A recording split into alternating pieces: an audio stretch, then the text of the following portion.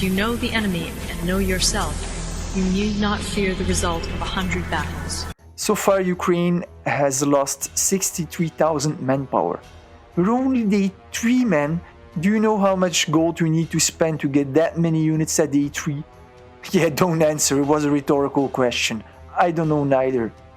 And then here we can see that all those beautiful artillery that he golded yesterday, they're all gone.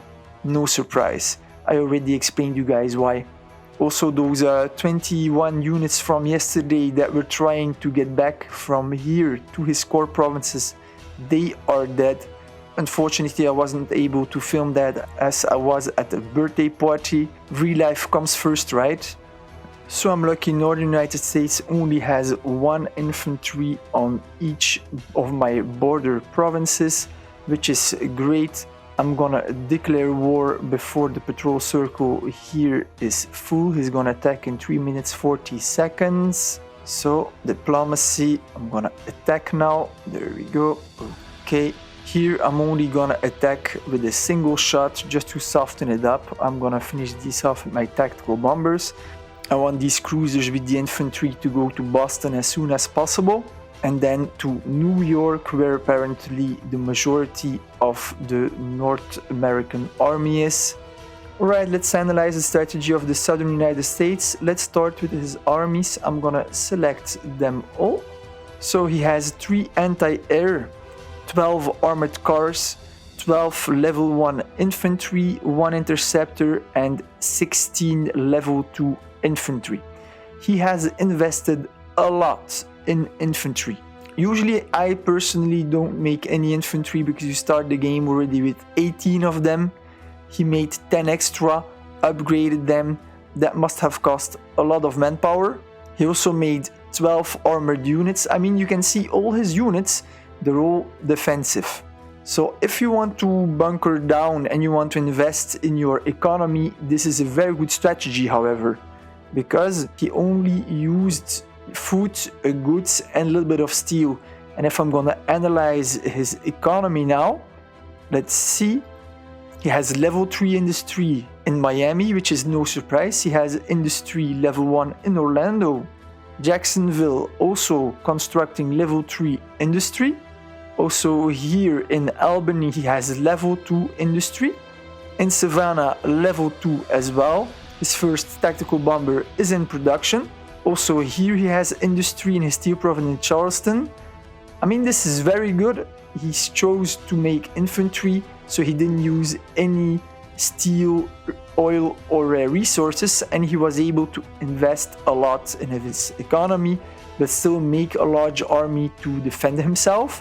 It is not a bad strategy. He has no industry here, however. He should, because if he wants to make SP artillery, tank destroyers, tactical bombers, he's gonna need a lot of goods. Let's check out Charlotte. Also here level 2 industry, 1 tank plant. Also here industry, so he has built a lot of industry. He only has made 3 military production buildings, 1 tank plant, 1 airport, and 1 barracks. Where was his barracks? Here there was a barracks.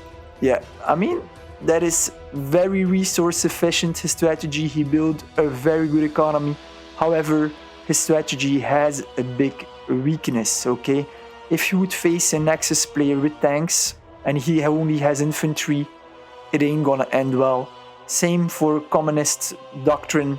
A lot of rocket artillery, medium tanks at day 3 with this strategy, not very viable. Same for an allies player who's going for the artillery and tactical bomber tactic, not good.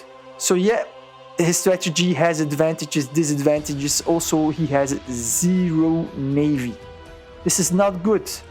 You need to anticipate in this game. It's like playing chess, because the plan is, after the invasion of northern states of America, is to bring the entire army to Spain.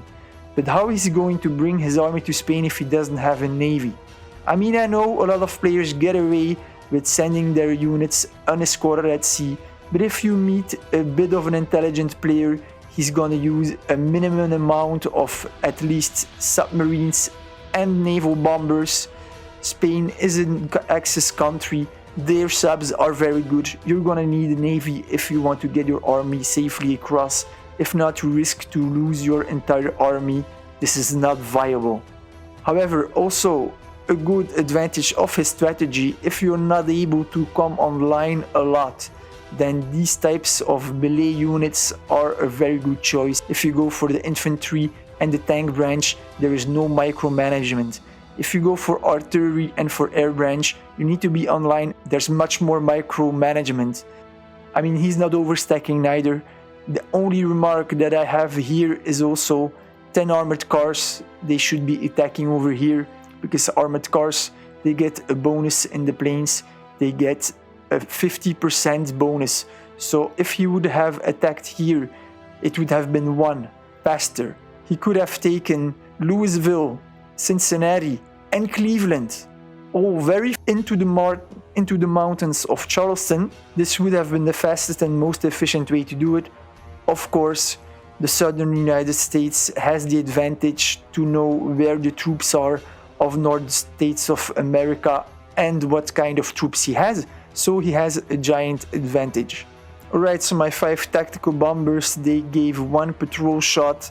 They reduced the infantry here to barely nothing, and my cruisers here, they have reduced the health of the infantry by 50%. I'm gonna move out these cruisers here. I'm gonna get them to Boston. There we go. And I'm gonna disembark my infantry here on the coast. It's gonna be the fastest way to take the city out. Also, you never know what happens. I'm gonna put my fire settings on offensive, because you see this happening a lot.